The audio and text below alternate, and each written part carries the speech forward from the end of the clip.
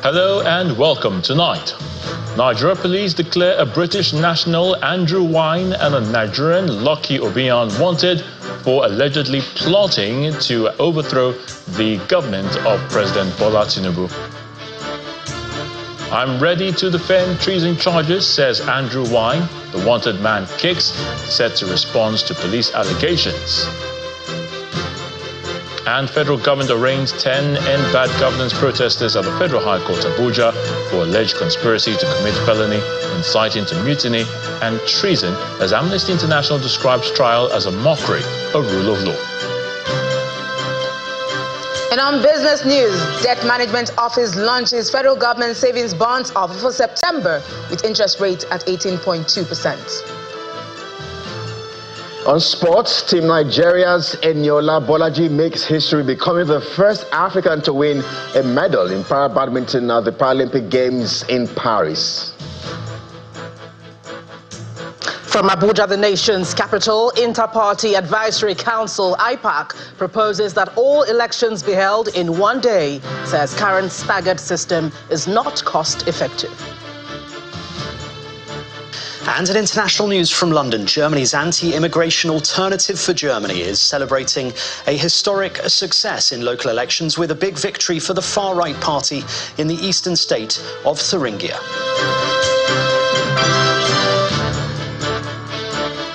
The Nigeria police has declared a British national, Andrew Wine, also known as Andrew Povich, and a Nigerian, Lucky Obiyan, wanted for alleged criminal conspiracy and terrorism financing aimed at overthrowing the democratically elected government of President Bola Tinubu.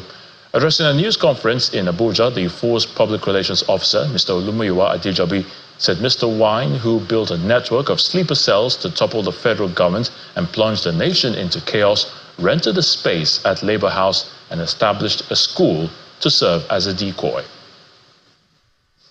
Investigations have identified a foreign mercenary, Andrew Wine, also known as Andrew Povich or Drew Povey. The man has many identities.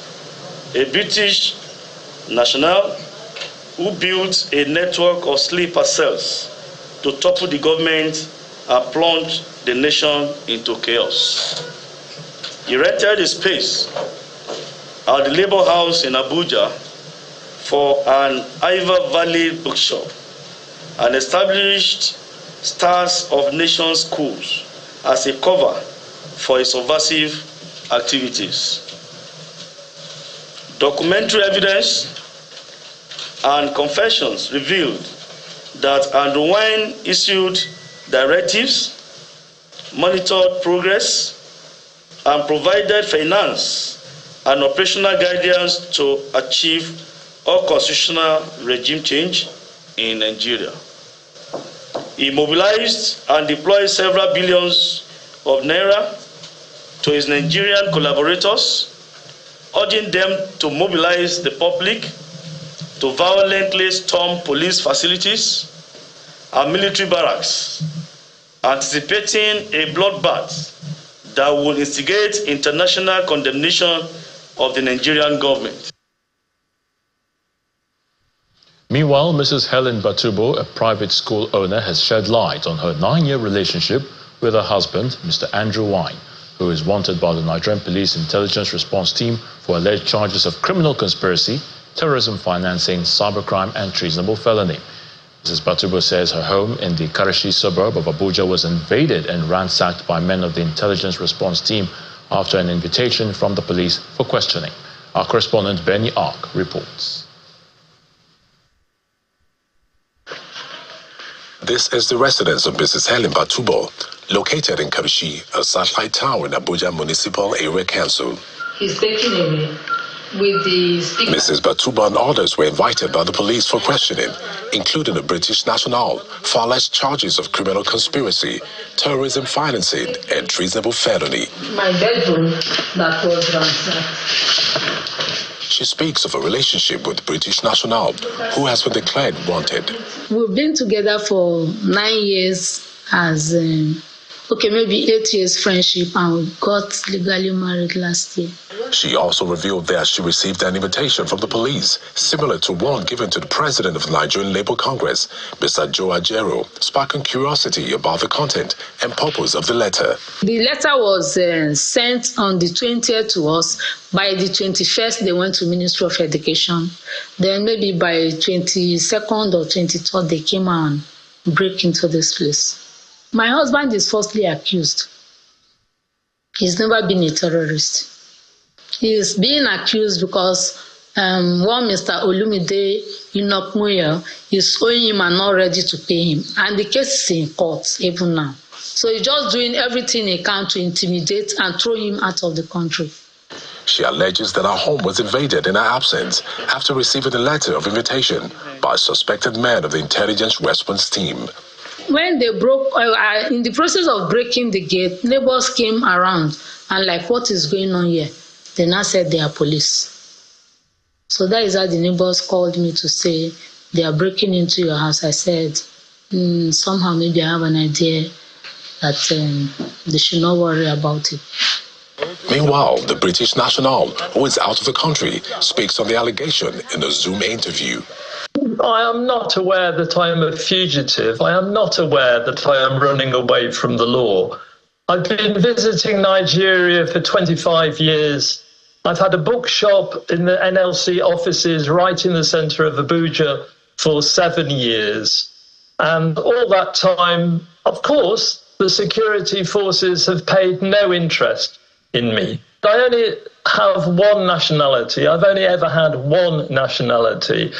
And the name on my passport is Andrew Wynne, and I operate with a nickname. I mean, I think really it started as differentiating, in a sense, the broadly political education work I do with the bookshop. I am more than happy to talk to the police. I'm more than happy to have a discussion on WhatsApp, on Zoom.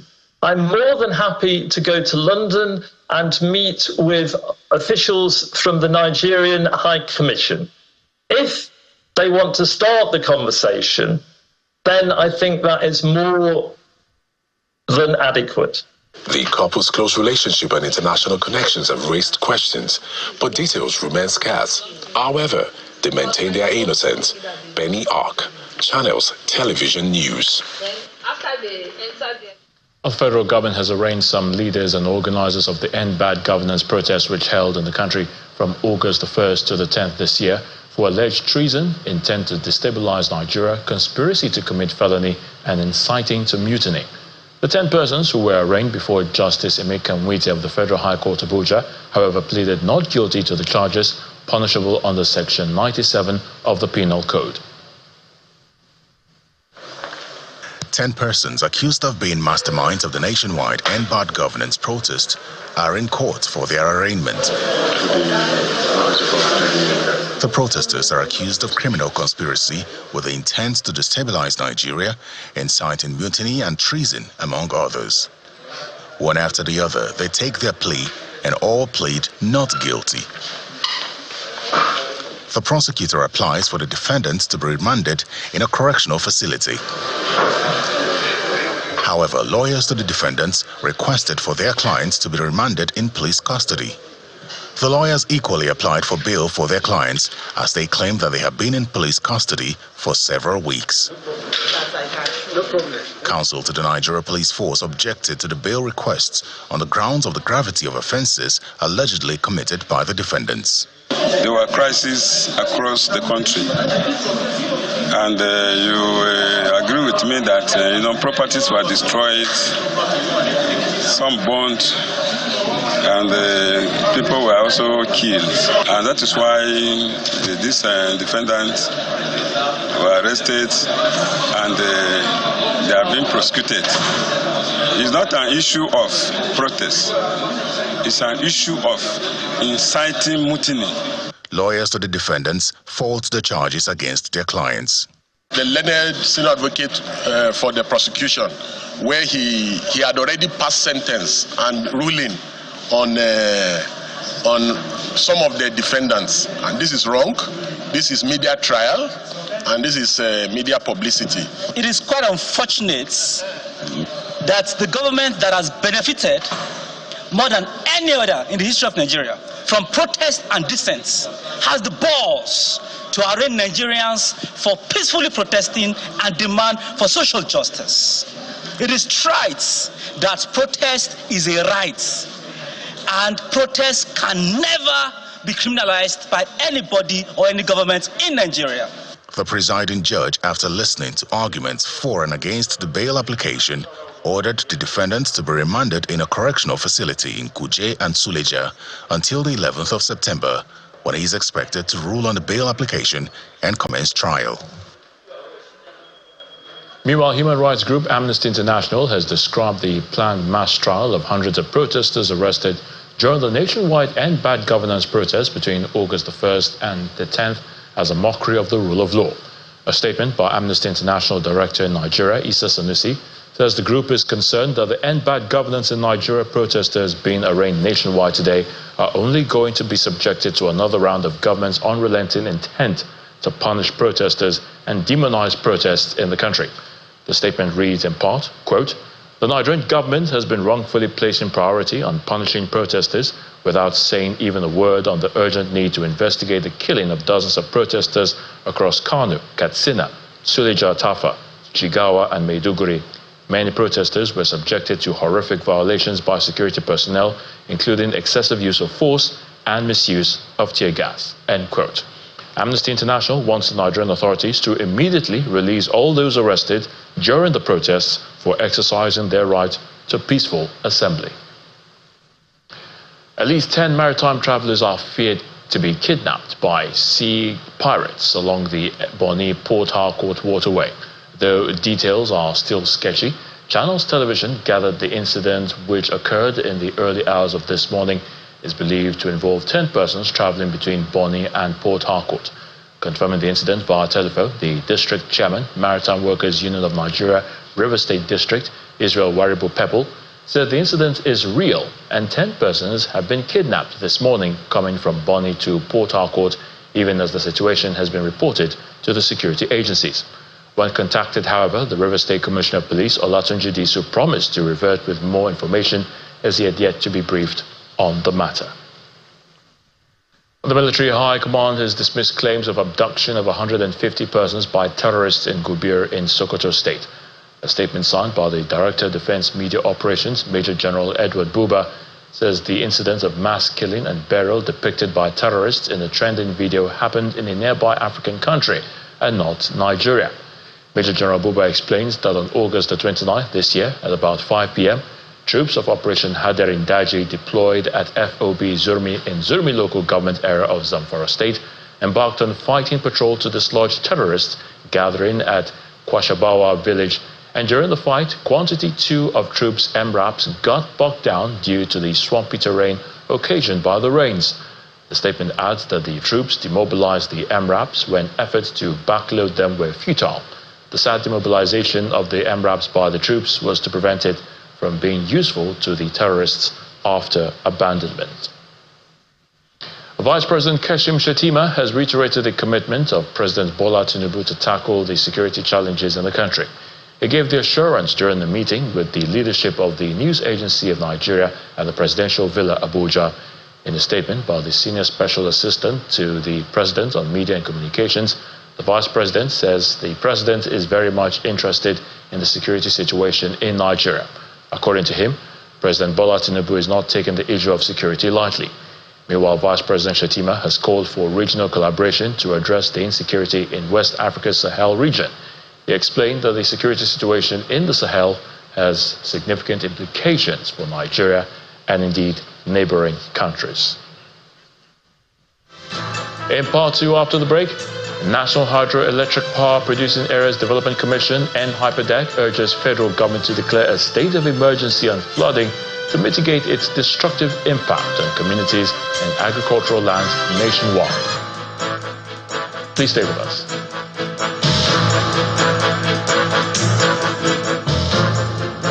Welcome back. If you've just joined us, you're watching the News at 10 coming to you live on Channels Television from Lagos. A reminder of our top stories. Nigeria police declare a British national, Andrew Wynne, and a Nigerian, Lucky Obion, wanted for allegedly plotting to overthrow government of President Bola Tinubu. Federal government arraigns 10 end-bad governance protesters at the Federal High Court Abuja for alleged conspiracy to commit felony, inciting to mutiny and treason, as Amnesty International describes trial as a mockery of rule of law. And Germany's anti-immigration alternative for Germany is celebrating a historic success with a big victory for the far-right party in the eastern state of Thuringia.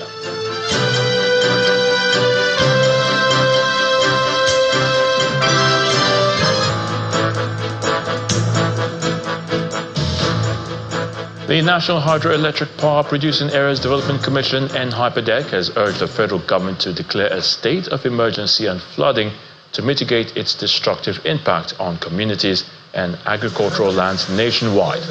The managing director of the commission, Mr. Abubakar Yelwa, made the call at a press conference in Minna, the Niger state capital. He explained that declaring a state of emergency and flooding, especially in states under the commission, will reposition relevant agencies and critical stakeholders in containing the devastating effect of the floods. Let me seize this opportunity to once again express our profound appreciation to His Excellency President Bola Ahmed Tinubu, GCFR, for his swift response in directing the release of victim support funds to states affected by flood this year. This will go a long way in supporting the victims in this trying moment. However, looking at the devastation in these years as it affects critical infrastructure and the means of livelihood, coupled with the prediction on more flood to come, we call on the federal government to declare a state of emergency on flooding, especially in the NHYPEDEC member states. This will reposition relevant agencies and critical stakeholders to not only take proactive measures in containing devastating effect of the flood, but also remain on the alert to ensure prompt response to possible occurrence in weeks to come. A comprehensive flood management strategy that will enhance the resilience of communities against future flood events is required at both state and federal levels. Let's now head to the nation's capital, where Gloria Umizoke is standing by to give us the very latest from our Abuja studios. Over to you, Gloria. Many thanks, Ayo. Here in Abuja, the Inter-Party Advisory Council has proposed that all elections, including presidential, National Assembly, governorship and state houses of assembly, be held in one day, asserting that the current staggered system of election is not cost-effective. The council equally proposed that the office of the INEC chairman be advertised to interested parties and should no longer be appointed by the executive. These proposals were made at an interactive session of a joint committee on electoral matters with judiciary and political parties on review and amendment of the Electoral Act. Federal lawmakers, leaders of registered political parties and stakeholders converge for a 3-day interactive session as part of the implementation of a robust consultative work plan towards improving election technology and legislation in the nation's electoral process. I therefore crave your indulgence to use this very rare opportunity to share with the Joint Committee those areas that you refer to as being contentious and in need of review. It will interest you to know that this is the first in a series of consultations. I think it's important that as we walk towards the next elections, we avoid, first of all, that we take advantage of the very important amendments that were made in 2022 in the Electoral Act. Because if we do not improve on implementation of the Electoral Act for the next elections, our country's democracy could be severely challenged. In a no-holds-barred interactive session, political parties under the aegis of the Inter-Party Advisory Council make several proposals to the electoral process, including linking the continuous voter registration to the national identification number. The current staggered system of election is not cost-effective. A single-day election will reduce costs, minimize disruption to economic and academic activities, maintain voters' enthusiasm. To ensure the independence of the electoral commission, the appointment of INEC chairman, national commissioners, and the resident electoral commission should not be the responsibility of the executive. Rather, interested candidates for these offices should publicly express interest. Some of the parties also have their take on the proposed amendment. On the issue of setting up an independent appointment committee for the purpose of appointment of INEC chairman and other functionaries of INEC, I think that is also, we have reservations and objections in that regard. The issue of party cross-capiting is also whipped up. He said you cannot win an election on a platform of a party and you carry the victory to another political party. You no go work. I'm quoting the governor. We must make it very clear in the act that once that happens in the Senate, in the House of Rep, State Assembly, right now it is not affecting the governors. But I think we should extend it to them. Stakeholders here believe that the three-day interactive session will address the electoral gaps, tackle the deficiencies, and strengthen the nation's democratic institutions. In Kogi State, Governor Usman Ododo has called on residents to set aside their political differences and join hands with him to move the state forward. Governor Ododo stated this in Lokoja, the Kogi State capital, when he was received by his supporters, who tripped out to welcome him following the Supreme Court judgment that validated his election.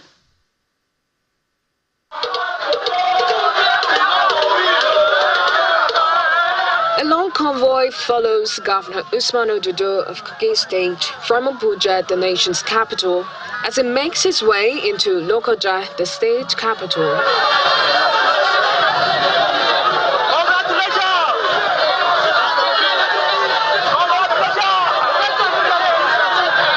He is received by his supporters, who are welcoming him back to the state following the Supreme Court's decision upholding his election.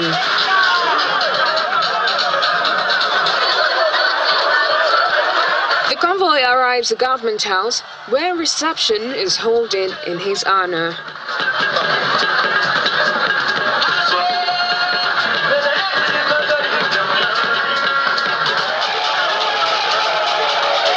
The state chapter of the All Progressives Congress is still basking in the decision of the Supreme Court.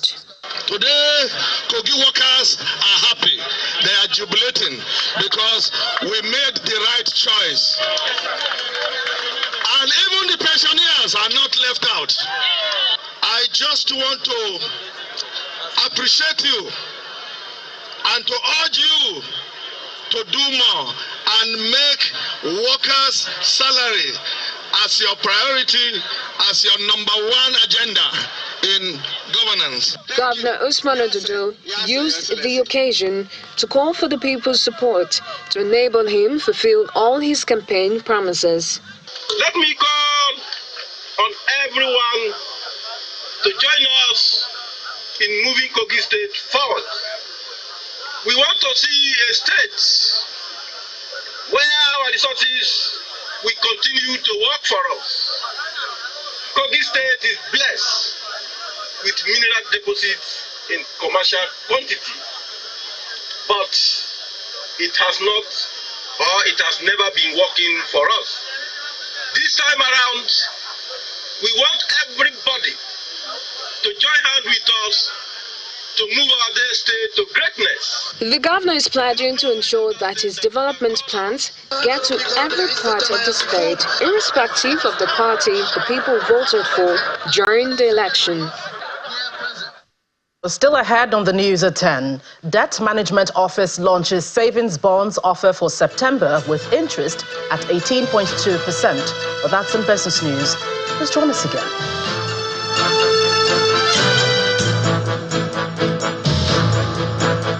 Welcome back. You're still watching the news at 10, coming to you live on Channels Television. The National Secretary of the People's Democratic Party and the PDP governorship candidate in the 2023 Imo governorship election, Mr. Samuel Anyanwu, has been reacting to the Supreme Court's judgment that affirmed the Imo State Governor, Mr. Hope Uzodinma, as the winner of the election. Speaking in Owerri, the Imo State capital, Mr. Anyanwu says he has put the past behind him and moved on with his life while looking forward to the future. Well, it has not been easy. It has been a long battle from the tribunal to the appeal and then to Supreme Court. That was why, if there's anything beyond Supreme Court, I would have still gone for that. But since the Supreme Court has given their verdict, it doesn't go down with us. When you say after Supreme Court gives the verdict, if there's not a place to appeal to God. So I leave everything in the hands of God, and I've moved on with my life and look up to the future. But the only thing I'm worried about is the life of Imolites who have come to sacrifice my time and my help to serve. Because I've not seen anything different since that time to now. Nothing can show that there's a system of government existing in the states. People are hungry. People are grinding their teeth, killings going on every day, as it was before. So, but I want to ask Imolites, just be courageous, and hope that one day God is going to salvage the state. Well, that's it from the nation's capital. For more on the news at 10, it's back to you, Ayo, in Lagos. Thank you so much, Gloria. In continuation of his official engagements in Beijing, China, along with President Bola Tinubu, Governor Uba Sani of Kaduna State has held a meeting with top management of the country's construction giant. That's China's Civil Engineering Construction Corporation, CCECC, one of the strategic partners handling various road projects in Kaduna State. The team was led to the meeting by its Global Vice President, Michael Jiang. During the meeting, Governor Sani commended the CCECC for returning to site to complete some of the ongoing projects in Kaduna, while he urged them to utilize skilled, semi-skilled and unskilled labor from the state. On their part, the CCECC management team assured Governor Sani of their commitment to the delivery of quality work and strengthening of the existing relationship with the Kaduna state government. All right, let's find out what's happening in the world of business, and Will Ibong is in the house. Will.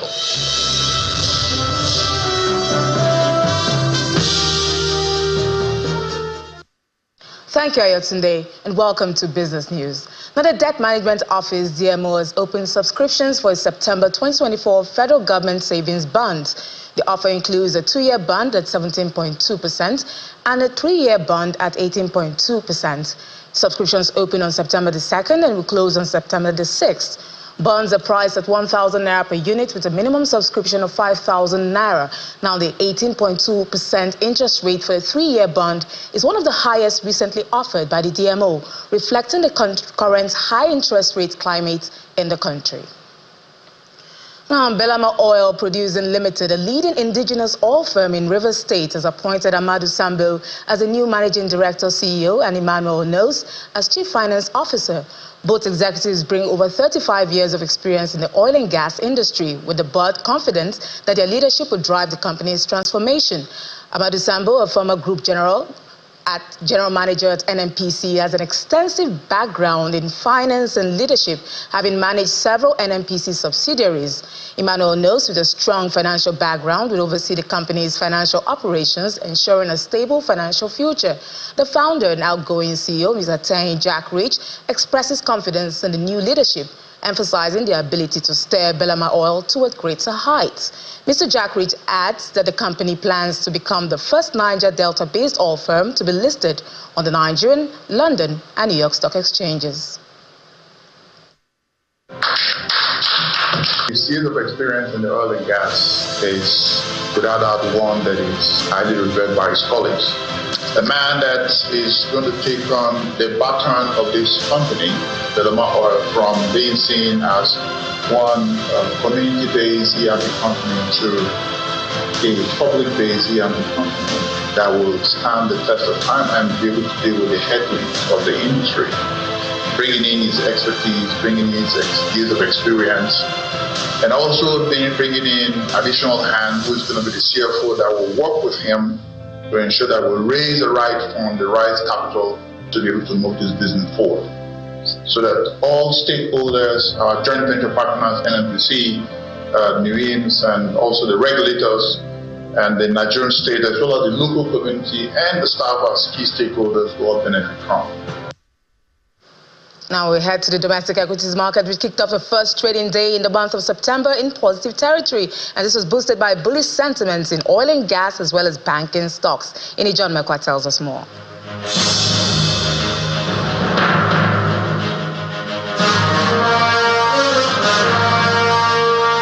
Good evening, everyone. Welcome to a fresh week and the green markets at the close of Monday's trade at the NGX, and it's thanks to major banking stocks. They lead the top trades at the close of Monday's trade. UBA is one of them, 54 million in volume of trade. Zenith Bank retaining the sentiment around it since last week. And O on fire. We see investors are still delighted with that acquisition, 100% acquisition that we saw O doing with Ajip Nigeria. So once again, O is in the top trade, 38 million in volume of trade. We see this also captured in the sectors. Banking obviously is up more than 1% at the close of trade. Access Code did contribute to this. GTCO, UBA, and Zenith Bank. That's why we have banking in the green. Consumer goods, however, is on the flip side at the close of trade. Dangote Sugar again. Remember, industrial good clothes in the red last week. Seems to be opening there. Nigerian breweries and international breweries also had profit taken on it. Well, thanks to O&O, we have oil and gas up 1.74%. The market gained 124 million naira at the close of trade, up 0.22% and retaining the 55 trillion naira level for the market cap. And it's to the joy of the bull.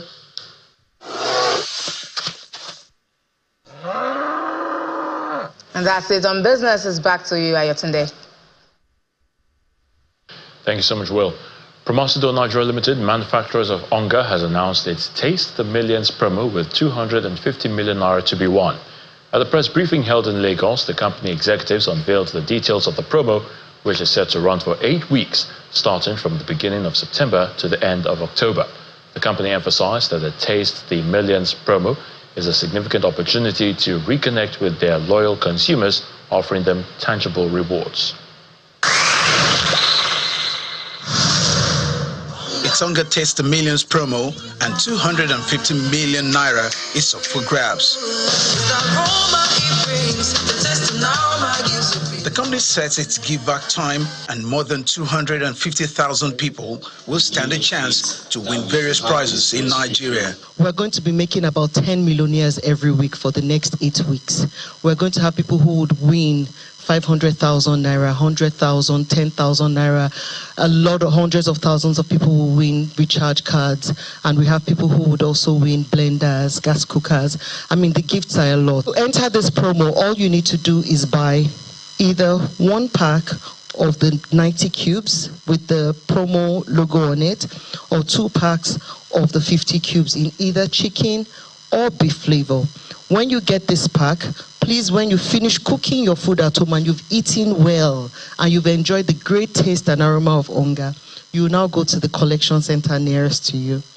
You would exchange these wrappers for a card which has unique codes. You text the code to 1393 and automatically you've entered into the draw. Onga will continue to grow, innovate, and remain a trusted companion in kitchen across Nigeria for many years.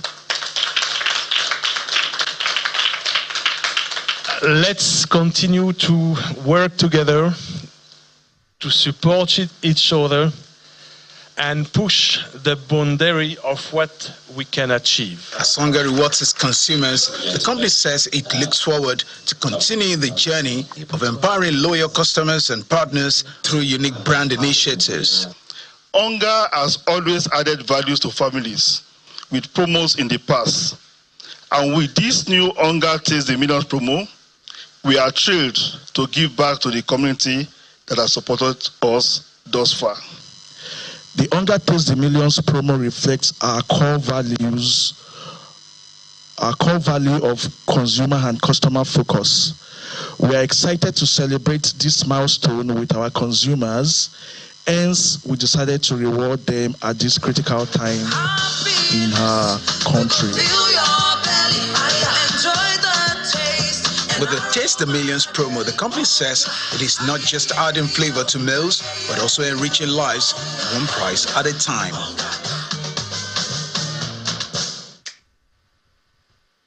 Still to come on the news at 10, Germany's anti-immigration alternative for Germany is celebrating a historic success with a big victory for the far-right party in the eastern state of Thuringia. Join us again.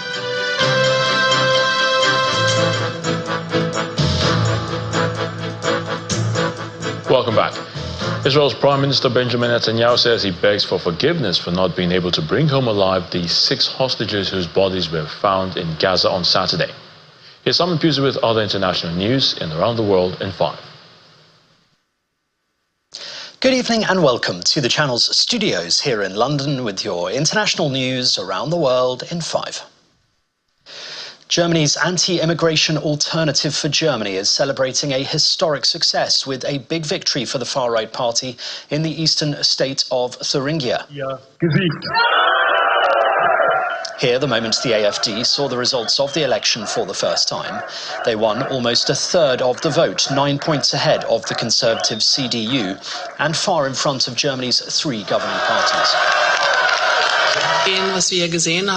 And here, in a press conference, the AfD's Alice Weigel telling the Chancellor to pack his bags. The result gives the far right its first win in a state parliament election since World War II, although it has little hope of forming a government because other parties are unlikely to work with it.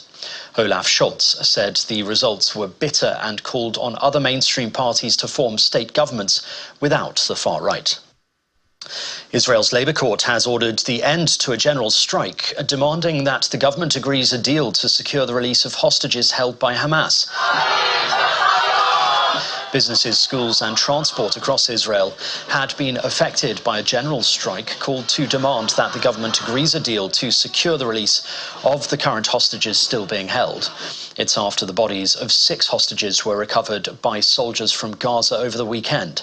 The IDF said they had been killed shortly before its troops reached them. However, Hamas says they were killed in an Israeli attack. Loud explosions have rocked Ukraine's capital Kyiv early on Monday, coinciding with the first day back at school for many children. Residents across the city were awoken by a quick succession of bangs and the sound of air defense missiles blasting off skyward to intercept targets. The Air Force said it had destroyed 22 out of 35 missiles and 20 out of 23 attack drones. The broad bombardment, a week after Russia unleashed its largest air attack on Ukraine since its invasion in early 2022. Meanwhile, Russian strikes injured at least 41 people in the Ukrainian city of Kharkiv. Here, flames and thick black smoke are also seen near a building in Belgorod in the aftermath of an attack there. Hundreds of locals in Vijayawada, a city in India's southern state of Andhra Pradesh, have been left stranded after flash floods triggered by heavy rains inundated vast areas. Residents were forced to wade through waist-high waters on flooded roads as rescue teams deployed on inflatable boats tried to save as many people as possible, but some said there was not enough assistance. Although forecasts suggest a cyclonic depression off the southern Andhra Pradesh coast will weaken, heavy rains are still expected to batter the South Indian coastal districts in the next 24 hours. President Xi Jinping and Foreign Minister Wang Yi have held a string of talks with African counterparts ahead of a forum on China-Africa cooperation. South African President Cyril Ramaphosa arrived at the Great Hall of the People to attend a welcome ceremony held by the Chinese president. Here, the Zimbabwean President Emmerson Mnangagwa also arriving. At least 50 African heads of state and government will visit for the forum. Beijing has labelled the 3-day event, which is the 9th forum on China-Africa cooperation, as the biggest major diplomatic event hosted by China in years. South Africa's phase-out of breeding captive big game and ban on the use of lions for commercial gain has left some big cat breeders worried about their business prospects. A ministerial task team appointed by former Minister of Environment recommended in December 2022 closure of the breeding sector, but did not provide financial incentives for lion owners once the ban took effect. The government implemented the recommendations in April with no deadline for breeding to cease. South Africa has over 8,000 lions living in captivity, the largest captive lion population in the world. And a new expedition has revealed the effects of the passage of time on the wreck of the Titanic. A large section of railing on the bow has fallen to the seafloor as a result of erosion by salt water and microbes. The loss of the railing, immortalised in the 1997 film starring Leonardo DiCaprio and Kate Winslet, was discovered during a series of dives by underwater robots this summer. The ship sank in April 1912 after hitting an iceberg, resulting in the loss of 1,500 lives. And that's your international news around the world in 5. Now back to the Channel's studios in Lagos.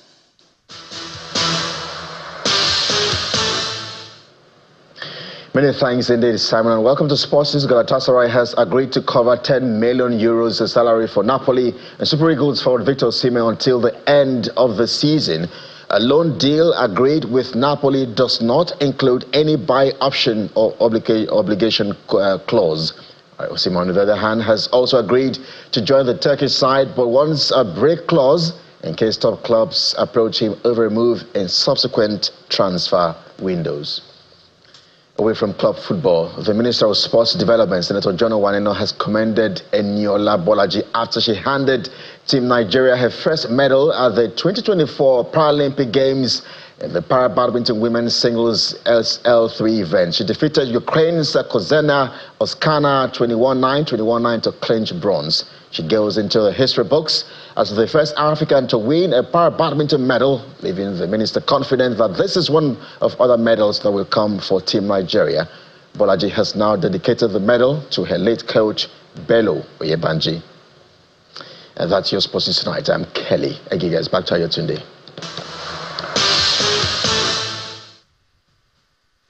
Many thanks, Kelly. And the main news again. The Nigeria police today declared a Briton, Andrew Wynne, and a Nigerian, Lucky Obion, wanted for allegedly plotting to overthrow the government of President Bola Tinubu. We also told you that the federal government has arraigned 10 End Bad Governance protesters at the Federal High Court Abuja for alleged conspiracy to commit felony, inciting to mutiny and treason, just as Amnesty International described their trial as a mockery of the rule of law. That's the news at 10 tonight. Many thanks for watching. I'm Ayotunde Balogun. Do have a good night and please stay safe.